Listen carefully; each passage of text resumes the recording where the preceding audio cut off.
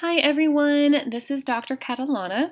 As we progress this week from analyzing student assessments and analyzing patterns in student data, we are going to work on providing informative feedback.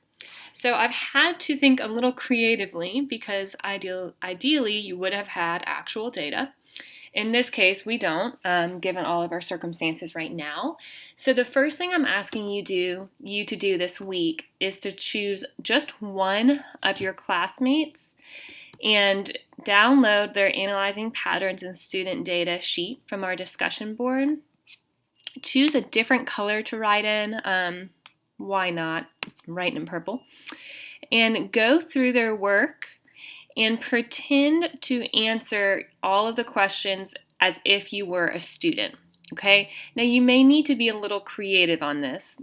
Basically, the objective is to have data for your classmates to work with. So I'm going to show you a couple of examples. Here's Kevin's. So Kevin is doing a lesson on changes in American culture with new migration patterns, and he has his learning objectives right here. So I do want to read this just to kind of orient myself, but don't provide any kind of feedback in this case. Of course, you're just being the student, so pretend as if you are the U.S. history student, okay? So I'm going to kind of scroll through. I'm going to read his learning context.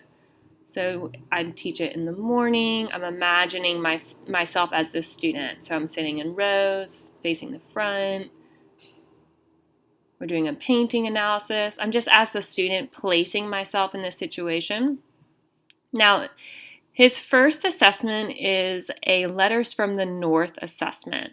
Now, Kevin already has a sample here, okay? So he's already taught this lesson. So there's nothing for you to fill in here, so don't create more work for yourself. I'm scrolling through, and the first thing I see with this assessment is, hey, you've got some data, so I'm going to keep scrolling through. This is just giving your classmates something to work with. Observational evidence. He also has aligned observations, again, because he taught this lesson already, so there's not much to fill in on his. Now, conversational evidence. This is from a exit slip that he would like to do. So now as the student, I would come in with my different color and I would pretend like I was completing this exit slip. So 3 differences between the North and the South, maybe trying to think not as my college professor self. Maybe I write lifestyle. And then 2 more things down here. And then I'm going to write freedom. I'm doing this very bluntly here. One question you may still have is like, what kinds of transportation did they use? Okay, so all I'm doing this first step is I'm filling in this sheet to provide all of the data he would need to provide informative feedback. So in Kevin's case, there's not much to provide here because he had the opportunity to teach this actual lesson. Okay, now let me pull up another one. Okay, so this I believe is Anna Marie's, if I remember correctly. So she is teaching a kindergarten class, okay? So if you choose to review Anna Marie's and provide her data, assume the role of a kindergartner, okay?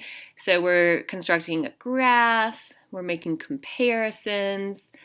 So I've got 3 different forms of evidence. Let's scroll through and see what I can do to provide data for her, okay?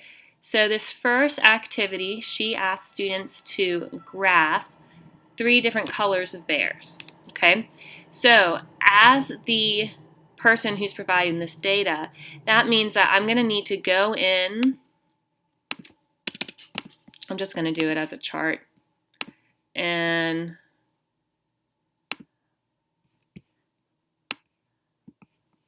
I'm going to actually pretend like I'm doing this graph and say, okay, I'm going to have a gummy bear.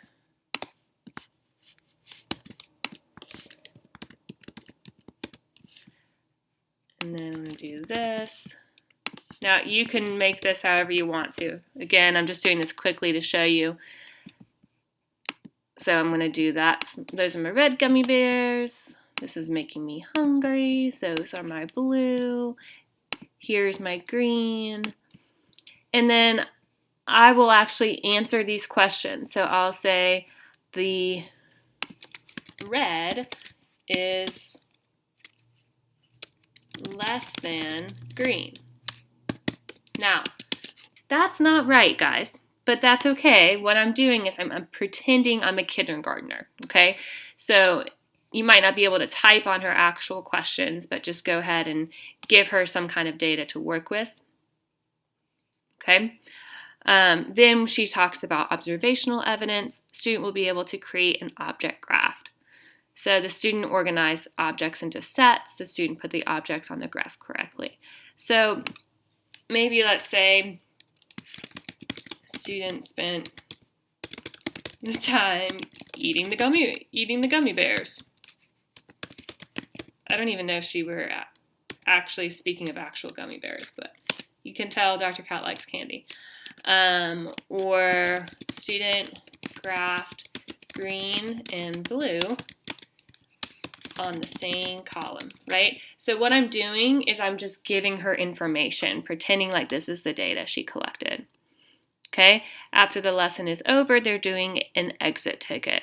So again, I can't type right here. That's totally fine. As the student, I can input a picture that I maybe made on PowerPoint about how I feel about the lesson, or I can just say, it was fun, I like graphing.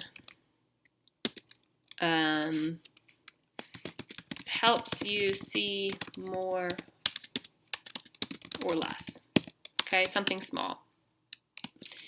And then I'm going to say, I feel X. I don't know why, but as a kindergartner, I'm feeling the X. And then I'll write a question.